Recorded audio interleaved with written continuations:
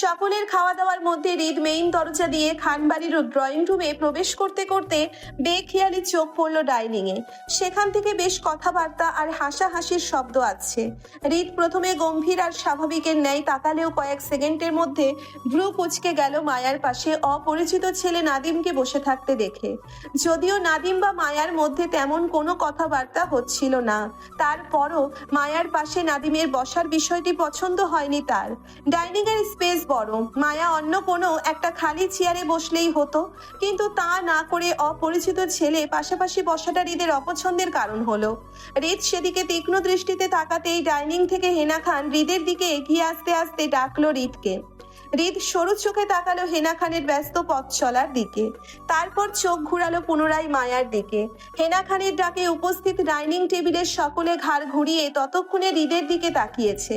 মায়াও হেনা খানের ডাকে চমকে উঠে তৎক্ষণাৎ পিছনে ঘুরে তাকাতেই চোখাচোখি হলো হৃদের সাথে। মায়া ভয়ার্থ দৃষ্টি হৃদ থেকে নামিয়ে নিতে গিয়ে চোখ পড়ল হৃদের পাশাপাশি দাঁড়িয়ে থাকা শশীর দিকে। তারপর তাকালো শশীর হাতে থাকা খালি শরবতের গ্লাসটার দিকে। হৃদ শশীর দেওয়া শরবতটুকু পান করছে, সেটা বুঝতে পেরে মায়া কি মনে করে আবারও হৃদের দিকে তাকালে পুনরায় চোকাচোকি হলো দুজনের।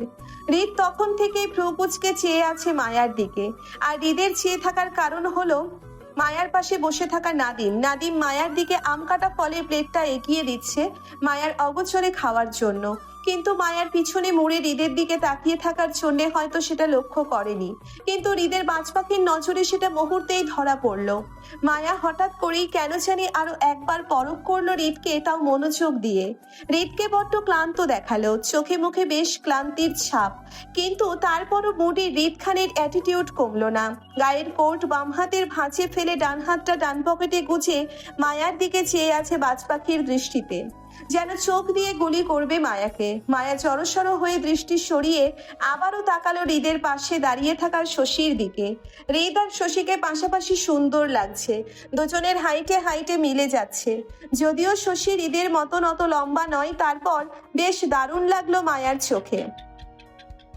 লম্বা ছেলেদের লম্বা প্রেমিকাই মানায়। আচ্ছা, শশীর হাইট কত হবে? 5'6" নাকি 5'7"?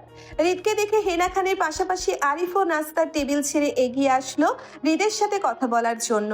এর মধ্যে শশী হৃদকে উদ্দেশ্য করে রিনরি নিয়ে বলল, তোমাকে কফি করে দিব? দে। রুমে দিয়ে আসবো নাকি এখানে? রুমে দে। শশীর কথার মাঝে হৃদ অল্প কথাই উত্তর করলো। শশী হেনা খানকে পাশ কাটিয়ে বিনা বাক্যে হাঁটলো কিচেনের দিকে। মায়া শুধু দুজনের দিকে তাকিয়ে রইল কিছুক্ষণ নিশ্চুপ চোখে। হৃদ শশীর কথাবার্তা আচার আচরণে মায়ার মনে হলো দুজনের মধ্যে বেশ গভীর সম্পর্ক, এমনকি দুজন দুজনার সঙ্গেও অনেক ফ্রি। হয়তো রোজকার রুটিন মাফিক শশী এমন করেই হৃদের খেয়াল রাখে। অন্তত হৃদের স্বাভাবিক আচারের মায়ার তেমনই ঠেকলো। হৃদের ভয়ে জড়সড় হয়ে থাকা মায়া মন হঠাৎ করেই যেন মন খারাপ হলো। উদাস মনে হৃদ থেকে দৃষ্টি সরিয়ে সামনে ঘুরে বসলো। নাদিমের বাড়িয়ে দেওয়া আমের প্লেট থেকে আম তুলে কামড় বসাতে বসাতে ভাবলো, আজ মায়ার নিখোঁজ স্বামীকে খুঁজে পেলে হয়তো মায়াও এমন খেয়াল রাখতো নিজের স্বামীর। সকাল বিকাল সেও শশীর মতন করে নিজের ভালোবাসার মানুষকে কফি আর শরবত করে খাওয়াতো।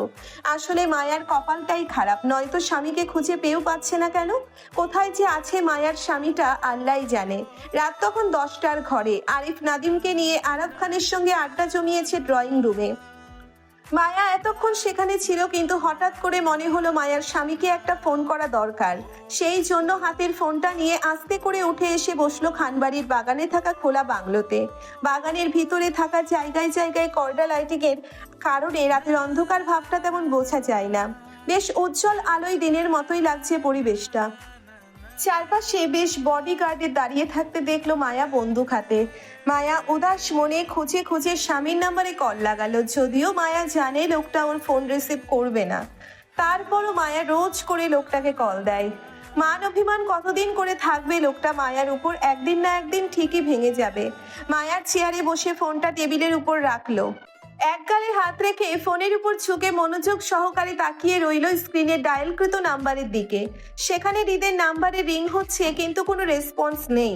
মায়ার মনোযোগে হঠাৎ বিঘ্ন ঘটে কারো উপস্থিতিতে টের পেয়ে। চোখ তুলে উপরে তাকাতে তাকাতে সেই ব্যক্তিটা ধূপ করে মায়ার মুখোমুখি একটা চেয়ার টেনে বসে পড়ল। আচানক কারো উপস্থিতিতে মায়া চমকে উঠতে চোখে পড়ল আয়নকে। বেশ হাসি হাসি মুখে মায়ার ফোনের দিকে তাকিয়ে হৃদের নাম্বার দেখে চিনতে পেরেও অপরিচিতর মতন করে বলল, তুমি কাকে ফোন করছো? মায়া হড়বড় করে কল কেটে নিজের ফোনটা হাতে নিয়ে লুকাতে লুকাতে বলল, কাউকে না ভাইয়া। আমি কিন্তু জানি তুমি কাকে কল করেছিলে, তবে তুমি চাইলে এই বিষয়ে আমার হেল্প নিতে পারো। আমি কিন্তু তোমার কলের ওপাশের মানুষটাকে খুঁজে দিতে পারি। আমি কিন্তু জানি সব কিছু। মায়া চমকে ওঠার মতন করে অস্থির চিত্তে হড়বড় করে বলল, আপনি জানেন? আপনি কিভাবে জানেন? সেদিন রাতে কি তাহলে আপনি ছিলেন আমার সাথে? ওই লোকটা কি তাহলে আপনি? মায়া এই কথায় আয়নের চোখে মুখে হঠাৎই আফসোসের গ্লানি দেখা গেল। আয়নের কণ্ঠের তেজ কমে আসলো ধীরেই, চাপা দীর্ঘশ্বাস গোপন করে মোলায়েম গলায় শুধালো, সেদিন রাতে তোমার সাথে না থাকার আফসোস আমার এই জীবনে শেষ হবে না মায়ু। কিছু আফসোস কখনো শেষ হয় না, সারা জীবন থেকে যায়। তার মধ্যে তুমি একটা। মায়ার আয়নের গভীর কথার অর্থ বুঝলো না। মায়ার মস্তিষ্ক এই মুহূর্তে উত্তেজিত, তাই অস্থির ন্যায় আয়নকে শুধালো মায়া। বলল, মানে ওই লোকটা আপনি না? যদি অপশন থাকতো তাহলে অবশ্যই হতাম। মানে? আয়ন দীর্ঘশ্বাস গোপন করে নিজের কথা ঘুরিয়ে বলল, মানে কিছু না, তবে তুমি ছেলে আমি তোমাকে হেল্প করতে পারি তোমার কাঙ্ক্ষিত মানুষটাকে খুঁজে পাওয়ার। হৃদ তো তোমাকে হেল্প করলো না, তবে আমি তোমাকে খালি হাতে ফিরিয়ে দেব না। ভয় নেই, আমি তোমার থেকে কোনো টাকা পয়সা বা কিডনি চাইবো না। হৃদের মতন বিয়ে হিসাবে তো এতটুকু সাহায্য তো করতেই পারি তোমার, তাই না? এবার বলো কি লাগবে তোমার হেল্প? মায়া অস্থির চিত্তে আমতা আমতা করলো। ওর ছোট মাথা এলোমেলো হয়ে যাচ্ছে আয়নের কথায়। মায়ার কেন জানি মনে আয়ন সাথে মায়ার নিখোঁজ স্বামীর কোনো সম্পর্ক আছে, আর নয়তো আয়নই হবে মায়ার সেই নিখোঁজ স্বামী। মায়ার সম্পর্কে এত কিছু কিভাবে জানা সম্ভব? মায়া তো আয়নকে বা অন্য কাউকে বলেনি, শুধু ওর বান্ধবীদের ছাড়া। শ্রেয়া, নাদিয়া বা জুইকে আয়নকে এসব বলতে যাবে না, তাহলে কে বলবে আয়নকে? হৃদ খান? অসম্ভব। হৃদ খান যে মুডি মানুষ, অবশ্যই মায়ার কথা মনে রেখে আয়নকে এসব বলে বেড়াবে না। তাছাড়া হৃদ খান মায়াকে কথা দিয়েছিল সে মায়ার পার্সোনাল কথাগুলো কাউকে বলবে না। হৃদ খান রাগী, জেদি, বেপরোয়া, আর যাই হোক না কেন সে অন্তত নিজের কথার খেলাপ করার মতন মানুষ নয়। এতটুকু মায়ার বিশ্বাস আছে। তাহলে আয়ন কিভাবে জানতে পারে? সেই চিন্তায় মায়ার মাথায় এলো আয়নই হয়তো মায়ার সেই মানুষটা হতে পারে যাকে মায়ার চাই। এমনটা তো হতে পারে আয়ন নিজেকে লুকাতে চেয়ে মায়াকে এখন মিথ্যা বোঝাতে চাইছে। আয়ন মায়ার নিখোঁজ স্বামী হতে পারে, এই ভাবনা মায়ার মাথায় আসতেই মায়ার মন ছটফট হটল অস্থির চিত্তে। নিজের ভাবনা সত্যি করতে চেয়ে মায়া সরাসরি তাকালো আয়নের চোখে চোখে। মুহূর্তেই দুজনের চোকাচোকি হলো। আয়নের হাসি হাসি মুখটা কেমন নিশ্চুপ হয়ে আছে মায়ার অবিশ্বাস্য নজর দেখে। মায়া যে আয়নকে নিজের অনাকাঙ্ক্ষিত মানুষটা মনে করছে সেটা আয়ন মায়ার দৃষ্টি দেখেই বুঝতে পারল। তারপরও আয়ন মায়াকে বাধা দিল না, বরং নিশ্চুপ হয়ে বসে রইল। মায়া এই প্রথম সরাসরি আয়নের দিকে তাকিয়ে বেশ করে পরখ করলো আয়নকে, আর পরখ করতেই যেন চমকে উঠল। আয়ন বেশ লম্বা আর বলিষ্ঠবান একজন পুরুষ, ঠিক সেদিন রাতের ওই অচেনা লোকটার মতন। মায়ার হঠাৎ তীব্র ভয়ে ওর কলিজা শুকিয়ে গেল মনে হলো। অনাকাঙ্ক্ষিত কাউকে পেয়ে যাওয়ায় কপালে ঘামের বিন্দুকণা দেখা গেল তক্ষুনি। মায়া জিভ দিয়ে ঠোঁট ভেজালো, দুহাতে চেপে ধরা নিজের ফোনটাকে কচলে অল্প হাঁ করে নিঃশ্বাস ফেললো ভেতরকার অস্থিরতা বের করতে। আয়নের দৈহিক ঘটনা আর শ্যামবর্ণ দেখে এবার মায়ার নিশ্চিত মনে হলো আয়ন হয়তো মায়ার সেই অচেনা লোকটা যাকে মায়া নিজের স্বামী হিসেবে খুঁজে চলেছে। মায়ার তীব্র অস্থিরতায় আছড়ে কম্পিত গলায় বলল, আমি পানি খাবো। আয়ন মুহূর্তেই হেসে মায়ার দিকে টেবিলের উপর রাখা পানির বোতলটা এগিয়ে দিতে দিতে মায়ার ডানে দাঁড়িয়ে থাকা হৃদের দিকে এক পলক তাকালো। হৃদ শুধু থেকেই বাংলো ঘরে দরজায় দাঁড়িয়েছিল। মায়া লক্ষ্য না করলেও আয়ন করেছিল। সে মায়া আর আয়নের সব কথোপকথন শুনেছে এতক্ষণ। মায়ার মনোভাবও তীক্ষ্ণ চোখে পরখ করছে। আয়ন ইচ্ছে করে হৃদকে শুনিয়ে শুনিয়ে মায়ার হেল্প করতে চাইছে, কিন্তু আয়নের মায়াকে নিয়ে আফসোস করা বা মায়ার আয়নের প্রতি ওরকম দৃষ্টি, আয়নকে নিজের নিখুঁত স্বামী মনে করা, এসব কিছু হৃদকে রাগ দিল। হৃদ চোয়াল শক্ত করে হাতের মুঠোয় চেপে থাকা ফোনটাকে পিষল। আয়ন হৃদের হাতের দিকে তাকিয়ে হৃদের রাগে ঠাউর করলো। তারপরও সেটা দেখেও না দেখার মতন করে মায়ার সাথে কথা চালিয়ে বলল, কি বললে না তো আমার হেল্প লাগবে কিনা? লাগলে বলে ফেলো চট করে, আমি এই মুহূর্তে তোমার খোঁজ ওই লোকটাকে বের করে দিব। মায়া ঢক ঢক করে ছোট পানির বোতল থেকে অর্ধেকটা পানি খেয়ে টেবিলের উপর বোতলটা রাখতে রাখতে আয়নের কথায় মাথা নাড়িয়ে সম্মতি দিয়ে জানালো যে ওর হেল্প লাগবে। আয়ন দারুণ হেসে গা এগিয়ে বসলো চেয়ারে। মায়া উদ্দেশ্য করে বলল, তা লোকটা দেখতে কেমন ছিল, কিছু আইডিয়া দাও তো শুনি। আয়নের কথায় মায়া হাতের মুঠোয় ফোনটাকে কচলাতে কচলাতে মিহিস্বরে বলল, লোকটা অনেক লম্বা আর বলিষ্ঠবান। লম্বা তো অনেকেই হয়, কিন্তু অ্যাকচুয়ালি কতটুকু লম্বা ছিল সেটার একটা সঠিক ধারণা দিতে হবে। তুমি লম্বা মানুষ দেখে বলতে পারবে কতটুকু লম্বা ছিল ওই লোকটা? মায়া আবারও মাথা নাড়িয়ে সম্মতি দিল যে সে মানুষ দেখে বলতে পারবে ওই লোকটা কতটুকু লম্বা ছিল। মায়া জিভ দিয়ে ঠোঁট ভিজিয়ে আয়নকে বলতে চাইলো, আপনার মতোই লম্বা ছিল ওই লোকটা, কিন্তু মায়ার কিছু বলার আগেই আয়ন ডান তাকিয়ে হৃদকে ডাকলো হাঁক ছেড়ে। এই হৃদ, এদিকে আয় তো ভাই। আয়নের ডাকে মায়া চমকালো, ভরকালো, হকচকিয়ে দ্রুত তাকালো পাশে। দেখলো হৃদ ওর থেকে কয়েক কদম দূরে বাংলোর ঘরের দরজাতে দাঁড়িয়ে চেয়ে আছে মায়ার দিকে।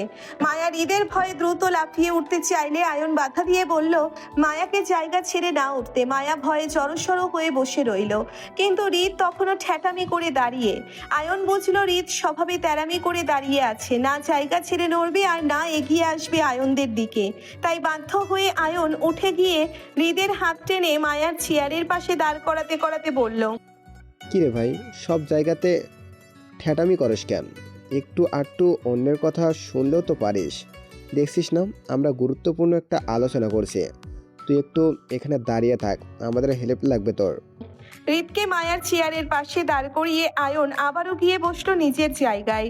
চেয়ার টেনে বসতে বসতে হৃদের উদ্দেশ্যে আয়ন আবারও বলল, শোন হৃদ, তোর যে জন্য ডে। একটা সুন্দর সকালের সূচনা। সকাল 6টা কি 6:30 ঘরে। ভোরের মিষ্টি রোদের সঙ্গে ফুরফুরে বাতাস এসে বইয়ে যাচ্ছে দক্ষিণা জানালা দিয়ে। কে যেন দক্ষিণা জানালাটা খুলে পর্দা সরিয়ে দিয়ে গেল, নাকি গভীর রাতের ফোন আলাপের শেষে জয়ী জানালাটা বন্ধ করতে ভুলে গেছে, জানে না মায়া।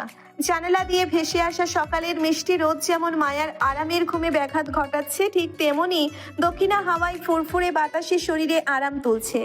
মায়া সকালের আরামদায়ক ঘুমের রেশ কাটাতে না পেরে চিত হওয়া থেকে মুহূর্তেই উপুর হয়ে শুল, বালিশে মুখ গুজে। এবার রোদের আলো মায়াকে বিরক্তি করতে পারবে না ভেবেও আরামের ঘুমটা শান্তি মতো দিতে পারছে না সে। বাড়ির ভেতর থেকে ভেসে আসা তীব্র হইচই আর কলরবের আওয়াজে বাড়ির প্রতিটা মানুষ আজ কেমন লাউড স্পিকারে কথা বলছে মায়ার মনে হলো। থেকে থেকে রান্নাঘর থেকে জুইয়ের মা সাবিনা বেগমের চেঁচামেচি ডাক শুনতে পারছে মায়া। তিনি জুই আর মায়াকে ডাকছেন চেঁচিয়ে, হয়তো কোনো কাজে, কিন্তু এত সকাল সকাল কেন? বাড়িতে এত মানুষ থাকতে হঠাৎ মায়া আর জুইকে কি কাজে পড়লো চাচি? জানে না মায়া। সাবিনা বেগমের চেঁচামেচি ডাকাডাকির শব্দ মায়ার কান অব্দি পৌঁছালেও জুই বিন্দাস ঘুমাচ্ছে তখনও। ওর কোনো সারা শব্দ বা নড়াচড়া নেই, হয়তো সারা রাত ফোনালাপ শেষে সকালে মটকা মেরে ঘুমাচ্ছে জুই। মায়া জানে না জুই কার সাথে বিগত 3 মাস ধরে এত কথা বলে, কার সাথে প্রেম করে বেড়ায়, লোকটা কে। তবে মায়ার জানা মতে যতটুকু বুঝতে পেরেছে জুই হয়তো খানবাড়ির কারোর সাথে প্রেম জমিয়েছে। খুব সম্ভবত হৃদ খানের ছোট ভাই রাদীপের সঙ্গে জুইয়ের প্রেম। ফোন নাম্বার অন্তত রাদীপ রাকিব নামেই সেভ করা। মায়া সেই থেকেই একটু বুঝেছে। বাহির থেকে ভেসে আসা তীব্র ভস আওয়াজে মায়া নাক মুখ কুঁচকে বালিশের ভেতরে আরো মুখটা চেপে রাখলো। আরামের ঘুমটা হারাম হয়ে যাওয়ায় বিরক্ত হতে গিয়েও হলো না কিছু একটা ভেবে, বরং চট করে মায়ার মাথায় আসলো আজ ওর বড় বোন মুক্তা গায়ের হলুদ। সেই জন্যে বাসায় মেহমান থেকে শুরু করে ডেকোরেশনে মানুষের ভরপুর। এজন্য সকাল হতেই এত হই হুল্লোড় চেঁচামেচির শব্দ ভেসে আসছে। মায়া ঘুমের রেশ কাটাতে চেয়ে বালিশ থেকে মুখ তুলে ঘুমন্ত চোখে তাকালো ঘরের দক্ষিণা জানালাটার দিকে। কি সুন্দর মিষ্টি রোদ আর হাওয়া বইছে বাহিরে। মায়া চোখ আউড়িয়ে জানালার পাশে দাঁড়িয়ে থাকা বড় আম গাছটার দিকে তাকালো। বাতাসের তোপে ফুরফুর করে নড়ছে গাছে পাতা, সেই সাথে ছোট ছোট আম ফলের ঝুল। মায়া আস্তে করে মাথাটা বালিশের উপর রেখে অলস ভঙ্গিতে বেশ কিছুক্ষণ সময় নিয়ে তাকিয়ে রইল আম গাছের পাতায় বইতে থাকা সেই বাতাসের দিকে। আজকের দিনটা খুব সুন্দর লাগছে মায়ার কাছে। মনের মধ্যে অজানা এক খুশির ঝলক বয়ে যাচ্ছে ক্ষণে ক্ষণে। মায়া মনে হচ্ছে আজ মায়ার সাথে স্পেশাল কিছু ঘটবে, যা এর আগে কখনো ঘটেনি। হয়তো আজকের দিনটা মায়ার জন্য শুভ কিংবা অশুভে পরিণত হবে। হয় আজকে মায়ার জীবনে বেস্ট কিছু ঘটবে, নয়তো একেবারে অনেক খারাপ কিছু ঘটবে। যাই ঘটুক না কেন, মায়া মনে হচ্ছে আজকে দিনটি মায়ের জীবনে বাকি দিনগুলোর মতন হবে না, একদম ভিন্ন আর স্পেশাল কিছু হবে। আল্লাহ জানে এবার কি হয়। মায়া মনে মনে দোয়া করলো যাতে খারাপ কিছু না ঘটে মায়ার সাথে। আজকে মায়ের বোনের গায়ের হলুদের অনুষ্ঠান, আর আজ যদি মায়ার জন্য খারাপ কিছু হয় তাহলে বোনের স্পেশাল দিনটা নষ্ট হয়ে যাবে। মায়া চায় না ওর জন্য মুক্তার স্পেশাল দিনটা নষ্ট হোক, তাই মায়ার নিজের জন্য ভালো কিছু হওয়ার দোয়া করলো মনে মনে। তারপর অলস ভঙ্গিতে ঘাড় ঘুরে তাকালো পাশের বালিশে সজ্জায়িত ঘুমন্ত জুঁইয়ের দিকে। সে মায়ার দিকে মুখ ফিরে ঘুমিয়ে আছে। এই মুহূর্তে রুমে বোম মারলেও মনে হয় জুঁইয়ের ঘুম ভাঙবে না। সারা রাতের অঘুমের ঘুম দিয়েছে জুঁই। আবারও সেই একই ভস আওয়াজটা তীব্রভাবে কানে লাগতে মায়া অলসতা ছেড়ে আড়ামোড়া ভেঙে উঠে বসলো। হামি তুলতে তুলতে জুঁইয়ের পাশ থেকে ফোনটা হাতে নিল। কথা বলতে বলতে জুঁই ফোনের চার্জ শেষ করে ফেলেছে, আর মাত্র 2% আছে শেষে। মায়া ফোনের চার্জ নিয়ে মাথা ঘামালো না, বরং মায়ার নিখোঁজ স্বামী কল কিংবা মেসেজ করেছে কিনা তাই চেক করতে লাগলো। অপর পাশ থেকে কোনো মেসেজ বা ফোন কল না পেয়ে হতাশায় ভুগলো মায়া।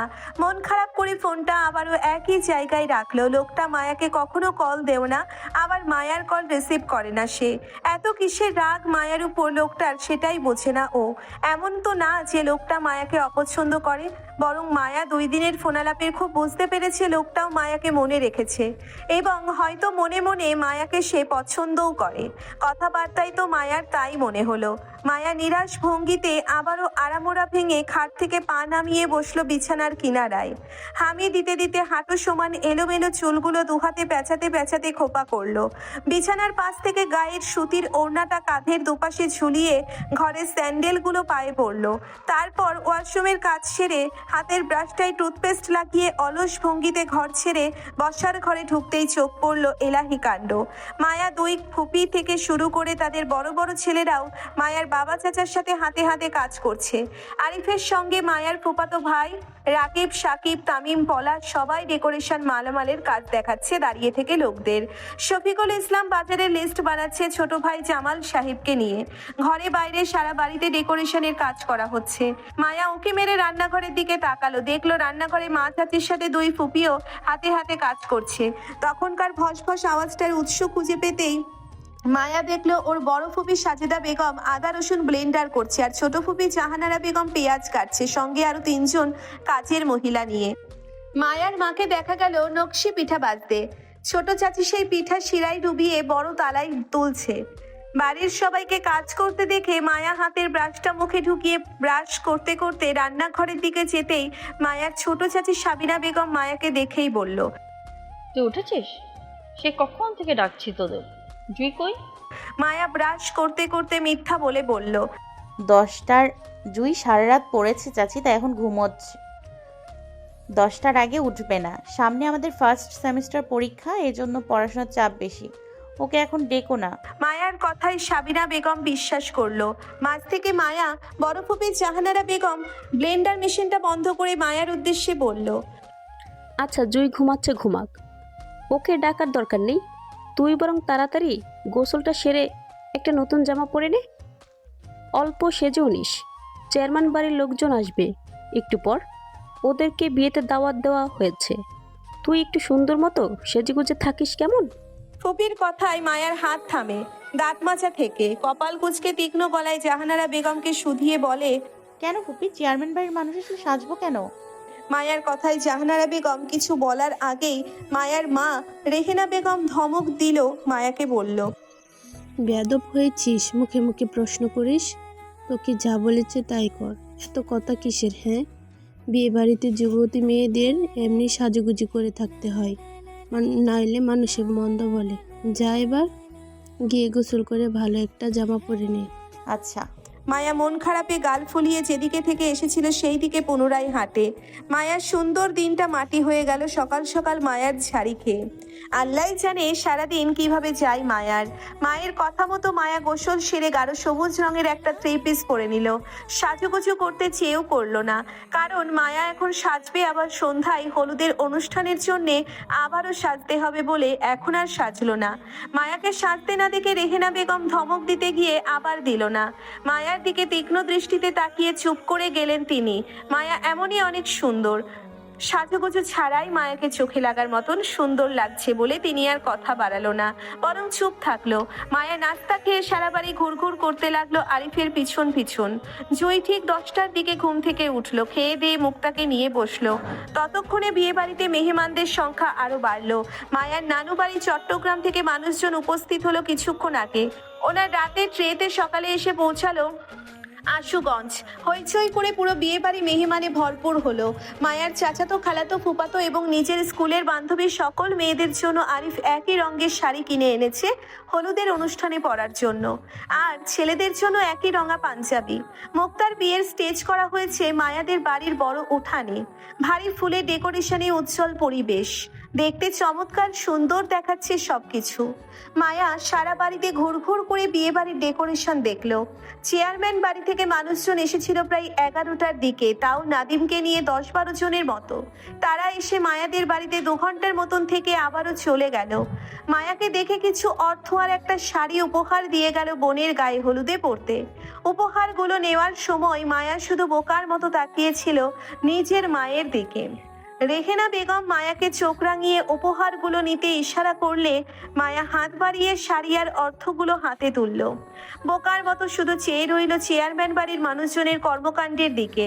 যে যা বলছিল মায়া শুধু করেই যাচ্ছিল পুতুল বনে। চেয়ারম্যান বাড়ির মানুষজনের আন্তরিকতায় পঞ্চমুখ মায়ার আত্মীয় স্বজন। তার থেকে বেশি প্রশংসা করলো নাদিমের। ছেলেটি দেখতে বেশ সুন্দর, স্মার্ট আর লম্বাটে গঠনের। নাদিমকে দেখে মায়ার আত্মীয় স্বজনদের বেশ ভালো লেগেছে সবার। মায়ার সাথে নাদিমকে মানাবে ভালো, এই প্রশংসাও করলো। সারাদিন ভোর হইচই আর ব্যস্ততায় কাটলো সবার সময়। পার্লার থেকে মেয়েরা আসলে বিকাল থেকে সাজুগুজুর ধুম পড়লো মায়ার কাজিনদের মধ্যে, কারণ সন্ধ্যা নাগাদ কনে পক্ষ থেকে এক গাড়ি মেয়ে ছেলে মিলে যাবে ফাহাদের বাড়ি হলুদের ডালা নিয়ে। সেই জন্য যারা বরের বাড়ি যাবে সেই সকল ছেলে মেয়েরা আগে আগে সেজে গুজে নিচ্ছে, কারণ মায়াদের বাড়ির মানুষজন যাওয়ার পর ওদের সাথে আবার বরের বাড়ির মানুষজন আসবে মুক্তাকে হলুদ লাগাতে। আশুগঞ্জ টু ঢাকা যাতায়াতের সময় লাগবে করে সিদ্ধান্ত নিল বউয়ের বাড়ি থেকে মায়ারা আগে যাবে ফাহাদের বাড়ি, তারপর মায়াদের সঙ্গে বরের বাড়ির মানুষজন আসবে গাড়ি নিয়ে। হইচই করে বাড়ির সকল মেয়েরা একরঙা শাড়ির আর অর্নামেন্ট গায়ে জড়ালেও মায়া আর জুই পড়ল একদম ভিন্ন। 2 বোন একই রকম দেখতে বাসন্তী কালারের মসলিন জামদানি জড়ালো গায়ে। শাড়ি দুটো বেশ দামি, আরিফ সেদিন ঢাকা থেকে কিনে দিয়েছে বোনদের। জুই শাড়ির সাথে অর্নামেন্ট পরেও খুলে রাখলো। মায়ার মতো করে সেও সিম্পল সাজলো একইভাবে। মায়া নিজের বাসন্তী রঙা শাড়ির সাথে একই রকম দেখতে গাঁদা ফুলের মালা দুটো দুহাতে পরলো। মুখে হালকা পাতলা মেকআপ করে, ঠোঁটে টকটকে সিঁদুর লাল লিপস্টিক দিয়ে, চোখে মোটা করে কাজল টানলো। মায়া বরাবরই মাথায় হিজাব পরে বেড়ায়। স্কুল, কলেজ, এমনকি কোথাও গেলেও হিজাব পরে চলাচল করে। খান বাড়িতে যতবার গিয়েছে ঠিক ততবারই মায়া ড্রেসের সাথে হিজাব পরে গিয়েছে। তবে আজ হাতে বাসন্তী রঙের হিজাব নিয়ে দাঁড়িয়ে রইল। পরবে কি পরবে না সেই নিয়ে দ্বিধা কাজ করলো। তারপর এই নিয়ে জুইকে জিজ্ঞাসা করতেই জুই নিষেধ করলো আজ হিজাব না পরতে। মায়া কেমন দিবনা করে হাতের হিজাবটা রেখে দিল। তবে চুলগুলো খোলা রাখলো না, সুন্দর খোপা করে তাতে গাঁদা ফুলের একটা মাথা পেঁচালো। কপাল থেকে গালের উপর 2 গাছি কাটা চুল ফেলে কানে ছোট ঝুমকা পরে সাজটা কমপ্লিট করে জুঁইয়ের দিকে তাকাতেই জুঁই কানে ঝুমকা পড়তে পড়তে মায়াকে দেখে হাত থেমে গেল মুহূর্তেই। মায়ার দিকে চোখ বড় বড় করে তাকিয়ে থেকে আচানক হেসে বলে উঠল, বাপ রে, আগুন, মাশাল্লাহ। জুঁইয়ের কথায় মায়া ঠোঁট প্রসারিত করে হাসলো। জুঁই কানের দুল পড়তে পড়তে মায়ার শাড়ির কচি ঠিক করে দিল। 2 বোন একই রকম সেজে গুজে রুম থেকে বের হতেই সবাই মাশাল্লাহ বলে মুখরিত করলো। মায়ার ছোট ফুপি 2 ভাতিজির নজর কাটলো থুপথুপিয়ে। মায়া জুঁইকে সাবধানে যেতে বলে আরিফকে ডেকে পাঠালো মেয়েদের নিয়ে যেতে। মায়ার সকল কাজিনরা ছেলে মেয়ে মিলিয়ে 15 জনের মতন হলো। এক গাড়িতে সকল মানুষ আটবে না বলে ঠিক করলো আরো একটি গাড়ি নিয়ে যাবে। নাদিম সবেমাত্র গাড়ি নিয়ে মায়াদের বাড়িতে ঢুকেছিল। তাকে বিশেষভাবে দাওয়াত করা হয়েছে হলুদের অনুষ্ঠানে থাকতে। গাড়ি থেকে নেমেই নাদিম আরিফের সঙ্গে কুশলাদি বিনিময় করে জানতে পারলো তাকে যেতে হবে ফাহাদের বাড়িতে। নাদিম না করলো না, বরং সম্মতি দিল নাদিমের গাড়িতে ওঠার জন্য। আরিফ, মায়া, জুঁইর সঙ্গে মায়ার একজন বান্ধবী সুমিকেও ডাকলো। বড় ভাইয়ের ডাকে বাধ্য মেয়ের মতন 3 জনই নেমে আসলো প্রথম গাড়ির থেকে। মায়াকে নামতে দেখে বিষণ্ণ স্তব্ধ হয়ে দাঁড়িয়ে রইল নাদিম। অদ্ভুত ঘোর লাগা দৃষ্টিতে শুধু তাকিয়ে রইল মায়ার দিকে। মায়া নত মস্তিষ্কের হেঁটে গিয়ে বসলো নাদিমের গাড়িতে।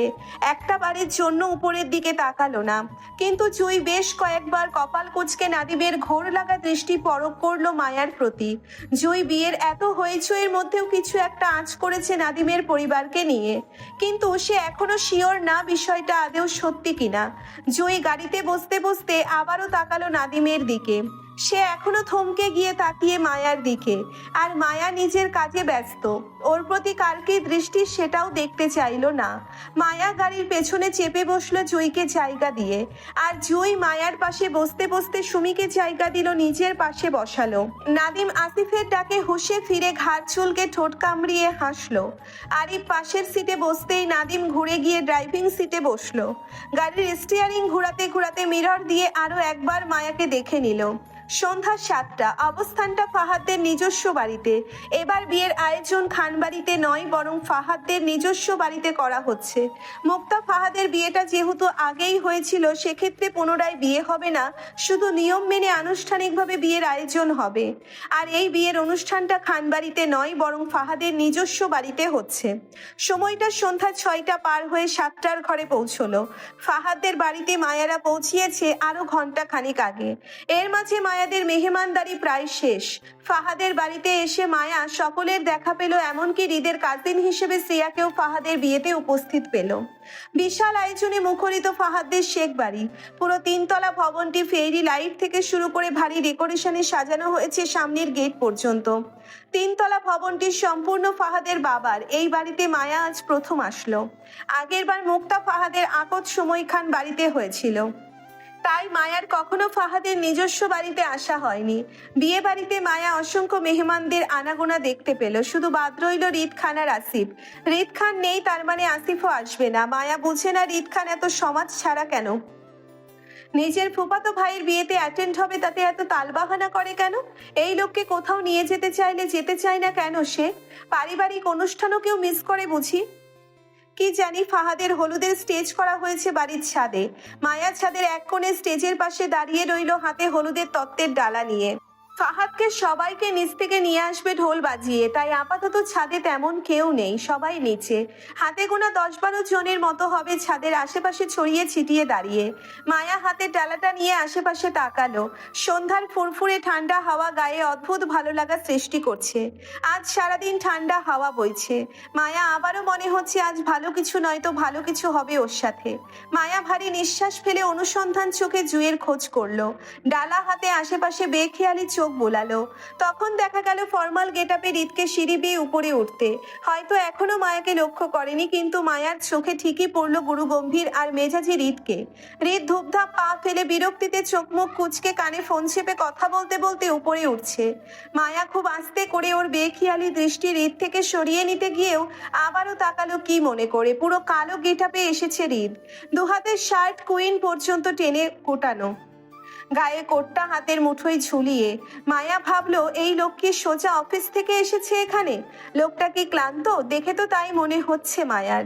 মায়া কৌতূহল দমাতে ধীরেই হৃদ থেকে নিজের দৃষ্টি ঘোরাতে মুহূর্তেই কানে আসলো কিছু পড়ার শব্দ। মায়া চমকে উঠল। মুহূর্তেই ঘাড় ঘুরিয়ে তাকাতেই দেখতে পেল হৃদের ফোনটি ততক্ষণে মাটিতে পড়ে আছে, আর হৃদ থমকে যাওয়ার মতন স্তব্ধ হয়ে ওর দিকেই চেয়ে আছে।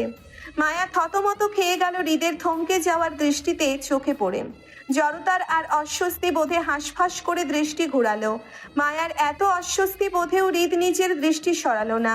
মূলত এই নিয়ে হৃদের মাঝে পরিবর্তন ঘটল না। সেই একইভাবে মায়ার দিকে থমকে যাওয়া ভঙ্গিতে তাকিয়ে মায়া আর চোখে হৃদের দিকে তাকালো। সাথে সাথে চোখ মিলল হৃদের দৃষ্টিতে। মায়ার অস্বস্তি বাড়লো। হাঁসফাঁস করে ডালা হাতে হৃদের দিকে পিঠ বেঁকে দাঁড়ালো। মায়া বুঝতে পারছে হৃদ এখনো অদ্ভুত দৃষ্টিতে তাকিয়ে ওর দিকে।